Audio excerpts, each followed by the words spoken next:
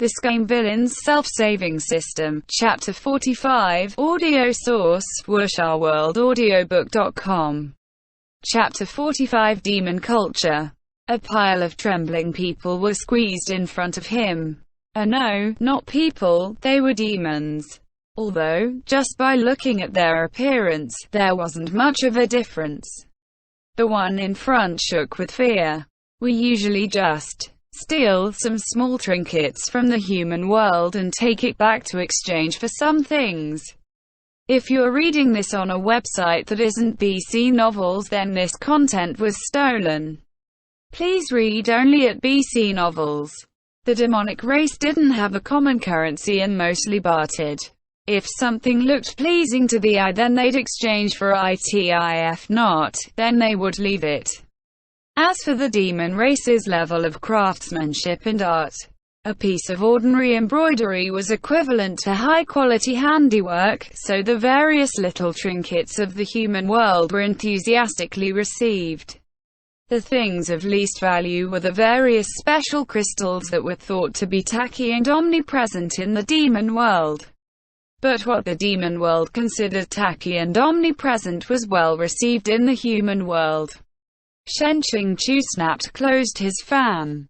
He said seriously, "This poor, remote, god-forsaken place producing ability is backward, the economy is not flourishing, and the people's happiness is lower than the average level.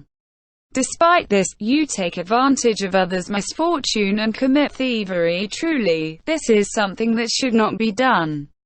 The little demon was greatly confused.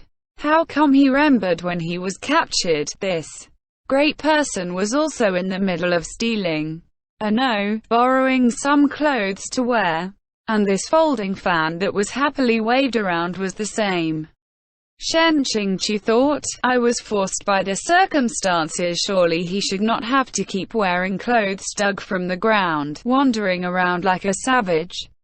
But this opened up a new avenue of thought. If you can give the little demons, previously only petty thieves, a means to acquire these small goods, could this possibly set up a prosperous and peaceful farming community, giving them new ground in a society based around cultivators fighting demons? Xiāng, like an irresponsible YY novel character, thought that if he were to take some underlings under his wing, then he must first understand the opposing side's life. He asked amiably, "Do you eat rotten flesh?" All the little demons shook their heads. Xiāng was just about to give a relieved sigh when he heard the leading little demon say resoundingly, "My father said only rich people can afford to eat rotten meat." Xiāng interrupted, "Enough. It's hardly an economic question, okay? Luo Bing'er, after he ascended to his position in the demon world, is enough of a big person, right? How come he's never seen him enjoy eating this type of thing?" A pause. He changed the question. "What is your name?" The first one replied, "Six Balls." Xiāng asked, "What does that mean?" Six Balls said, "When I was born, my father held me and said I weighed 6 balls. Xiāng, what kind of ball? Shot put or ping pong ball? This kind of name is completely senseless." The rest of them fought to not be the last to announce their name. None of them could endure being the last heard. It seemed they regarded this as quite an honor. Are all the names given to ordinary demons of this practical, pragmatic type? Family names didn't exist in demon culture, and the names they chose were incredibly unrestrained and imaginative, brazen and bold. Those generals whose titles render people speechless, for example, the Sky Hammer Elder or Single Arm Elder, anyone could tell that they'd climbed there from loser stage in a glance. But if born a noble, for example, Mo Beijun's Xia Huling, or Luo Bing'er's father Qian Langjun, their situation was slightly better. Xiāng suddenly had a thought. It was fortunate Luo Bing'er hadn't been thrown into the demon world and adopted from there. If he were raised by ordinary folk of the demon race, according to this style, he would probably be given a name that seemed as if his parents bore him a grudge. What would he be called? Jade-face little Lang Jun. No, no, no. It should probably be more impressive, thunderous to crack stones and startled the heavens. Remembering in the original work that a young lady had shyly expressed how Luo Bing'er in that respect is so etc. The harem 3,000 knights.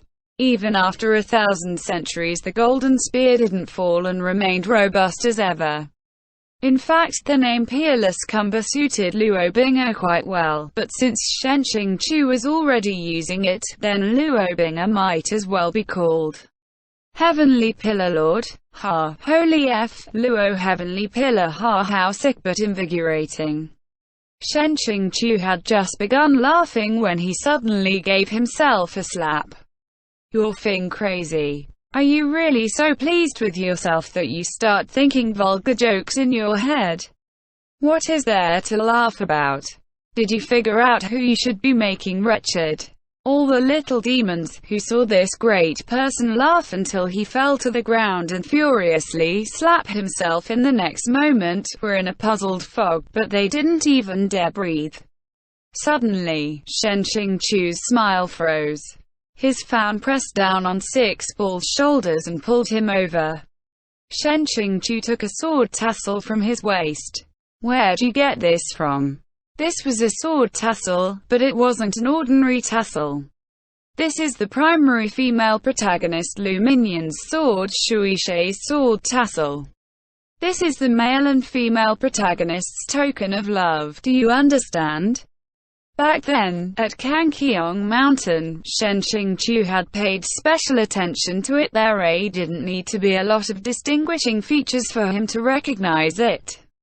How did this thing end up in this random little demon's hands? Six Balls whimpered, this isn't stolen, this was picked up. You go to a random street and pick up another tassel again for me to see. Shen Qingqiu asked. Where did you find it? Six Balls said. These past days, there are great people occupying the road at night, ordering their subordinates to come and clear the way. We were a bit curious, so we hid next to the road, and picked this up off the road afterward. The great people the little demon spoke of were, without a doubt, the demon society's nobles. This type usually wouldn't appear much in frontier zones, thus catching the attention of many people. Rather, the environment here usually didn't suit them. What kind of important person would have the audacity to parade around and occupy the road, even leaving behind Lu Minyan's item that's always kept close to her? The first person Shen Qingqiu thought of was, naturally, a certain someone. He asked, the great person you speak of, is it a not bad-looking youth? After a moment of thinking, he decided against concealing his thoughts, changed tactics, and said, he isn't just not bad-looking, he's really quite attractive. Very attractive. White skin, charming face, tall, doesn't smile much, but when he does it is quite dark. Six Balls shook his head, his face suddenly reddening. What is he blushing for? Shen Qingqiu interrogated him further, but couldn't get a word out of him. He mulled it over and thought it probably wasn't Luo Bing'er. Luo Bing'er had the Heart Demon Sword, which was an OP item, defied the natural order, could at will slash apart the space between the two worlds, and, with just a slash, flick aside an opening to step into the demon world. He would never use up this much energy to run over to this remote area and dutifully walk the smuggler's road instead. In that case, questions arise. If the demon sect passed through this area and left behind Lu Minyan's things, could it be that Lu Mingyan slipped up and was captured? He couldn't remember a moment in the original work where the primary female protagonist Lu Mingyan was subject to this treatment. What kind of rustic little bandit dared to touch Luo Bing'er's wife? Though the Lu brother and sister pair usually stayed in their respective peaks and cultivated independently, the original work mentioned they had a good relationship with each other. It was probably because neither of them were the clingy type that it seemed the brother-sister relationship was distant. But no matter if it was Lu Qingzhi's little sister or Qi Qingqi's beloved disciple, Shen Qingqiu couldn't ignore Lu Mingyan and not interfere. Moreover, at this time, the system was, or should be, unable to threaten him, for now. He also didn't need to fear limitations or a flurry of deducting B points etc. Why not go over and have a look? Shen Qingqiu asked. The break, fissure between worlds, where is it? At midnight, Shen Qingqiu hid in the treetops, concealed all traces of his presence, and watched below. He didn't know how long he waited when a patch of air suddenly became distorted enough for the naked eye to see. Shen Qingqiu's eyes lit up as he held his breath, attentive. He saw only a single black-robed youth leap out. The distance between them was quite far, but Shen Qingqiu's eyes were exceptionally keen and saw him clearly. This youth was approximately 17 years old, a strained expression upon his sharp, handsome face. Shen Qingqiu was quite familiar with this face, but he just couldn't recall where he'd seen it before. Regardless, sure he'd seen it before. Suddenly, the silence of the night was broken by a ringing female voice, sweet and cold, echoing in the forest. As expected, Baizan Peak's disciples are exceptional, 100 immortal binding cables tied around the body, yet still able to beat my numerous subordinates to the ground and escape for this long. There really is not a single moment of laziness. Upon hearing this voice, Shen Qingqiu suddenly realized something. Beautiful, noble, had subordinates, a demon who little demons would blush upon mentioning, so it's Xia Huling. Apologies, this girl is one of the female protagonists. With that said, it's been too long since we were reminded of her existence and more or less forgot about her. If Lu Mingyan fell into her hands, what happened next would make people even more concerned. His face paled. No wonder this youth's running posture wasn't right, like his body was particularly heavy. Shen Qingqiu had only looked at his face, but now that he moved his gaze down, he could see that there were numerous thin silver strands wound around his body. Seeing the color of his robes, he could tell you he was someone from Baizan Peak, but he had no impression of seeing such a young disciple at Baizan Peak before. This youth knew he couldn't outrun his opponent and suddenly halted, intensity streaming from his forehead. If you want to fight, then fight. A flash of red cloth, Xia Huling sauntered over with swaying hips, emphasizing her figure. With a full-bodied laugh, she said, "I spent so much effort catching you, how could I fight you? Quick, why don't you just come back with me?" This youth's temper was explosive, and he spat in contempt. Xia Huling said, "Not willing. Though I won't harm your soul. Chopping off an arm or leg or something wouldn't affect your usability." Saying this, she stretched out her right hand to grab the youth but hadn't been able to make contact. From her fingertips, she felt an unusual tremor. Xia Huling thought the youth retaliated, retrieved her hand in haste, raised it to look, and saw that her 5 painted scarlet fingernails were cut off to a shorter length. Though it was just the fingernails and didn't hurt at all, Xia Huling still felt her hair raising. She shouted, "Who's there?" If there was someone else here who could effortlessly sever her fingernail, then they could effortlessly sever her neck. Shen Qingqiu, content, returned the tree branch leaves to their original place. He just wanted to scare Xia Huling, but at the same time, letting her nails grow so long was no good, really. Every time he sees it he would worry it'll break, which made him feel awful. Also, it would frequently rake Luo Bing's back to the point of making it bleed. Even if airplanes shooting towards the sky enjoyed this kind of hardcore thing, even if Luo Bing's rejuvenation ability was inhuman, it didn't mean it was a proper and healthy way of living, right?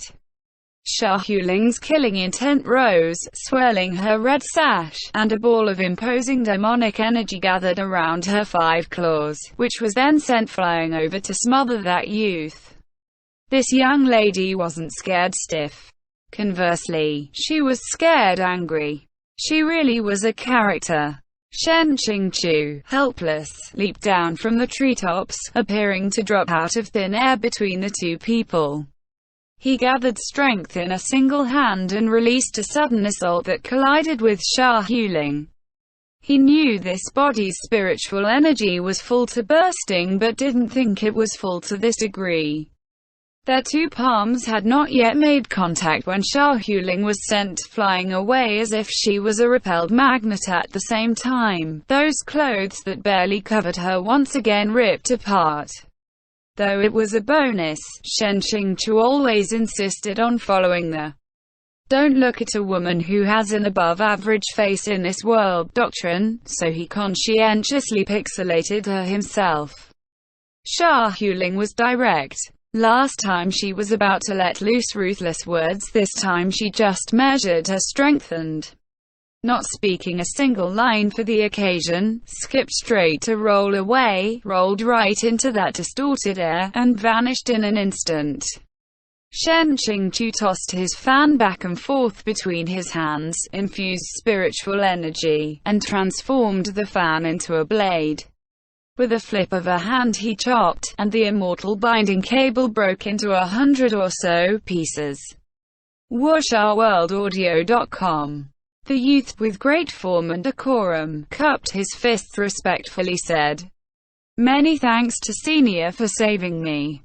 Shen Qingqiu, also with form and decorum, asked, "You're a Baizan Peak disciple?" "That is correct." "Under who?" "My master is the Baizan Peak Lord, Lu Qingge." Shen Qingqiu was astounded. Lu Qingge never took disciples. At his Baizan Peak, there was, at most, only his contemporaries. Otherwise, there would be the disciples of his contemporaries, but he himself had no interest in teaching disciples. Though Baizan Peak claims to teach, they really just pick on people. Shen Qingqiu was suspicious. "What's your name?" That youth answered clearly. "Yang Yixuan." "I was saying he looked familiar, so I must have met him somewhere before, right?" 5 years was more than enough for a child to grow up. Shen Qingqiu gave Yang Yixuan an evaluating glance up and down. Yang Yixuan said, "Elder." Shen Qingqiu inquired, "Your Shizun, how has he been these past few years?" Losing to Luo Binghe at Huayue City would have been quite a blow for Lu Qingge.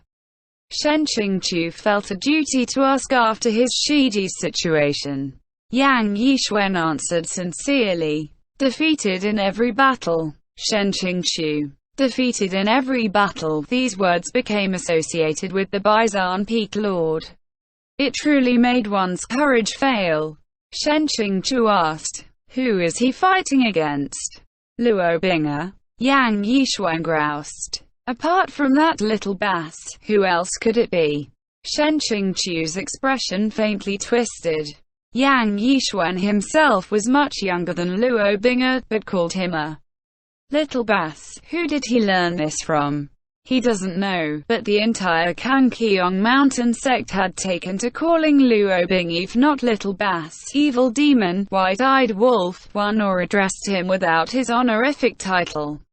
Calling him a bass was considered to be courteous. Shen Qingqiu said, "How did you fall into this witch's hands?" "I heard what she just said and thought it was strange." "What does 'how could I' mean?" Yang Yixuan promptly flushed. "If not for this witch using treacherous methods, first pretending to be a lady in distress, and after I became skeptical she all of a sudden took off. I'd never be trapped and caught by her." He understood in a flash. Shen Qingqiu lectured. "Look at yourself. Do you look like someone from Baizan Peak? Even if you don't interact with women, doesn't mean you should dread interacting with them. What's the matter with undressing? What's the matter with a girl undressing in front of you?" Your Shizun, back in the day, fought female demons in an entire cave full of naked ones. Of course, with that said, when they were together at that time, he was suspicious Lu Qingge was either frigid or had some physiological issues. Yang Yishuan's entire face was full of longing admiration. An entire cave? He truly is Shizun. And followed up with a puzzled question. Elder is familiar with Master. Otherwise, how could you know that my Shizun fought the female demons? Shen Qingqiu sighed. Old affairs, old affairs. They changed the topic of their conversation to more pressing matters.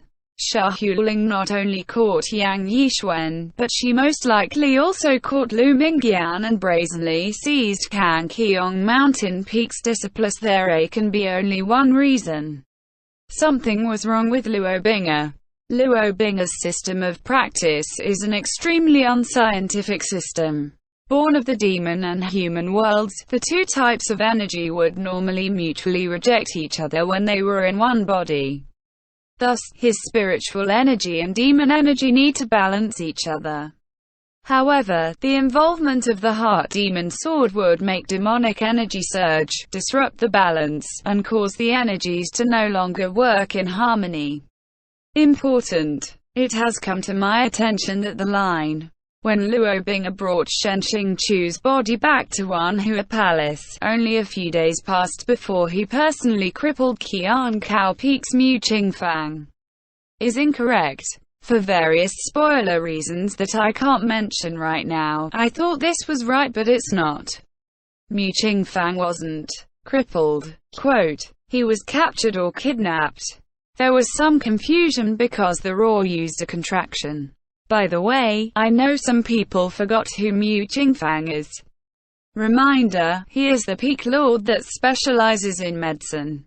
He made the pill that healed the people who were infected by the sowers.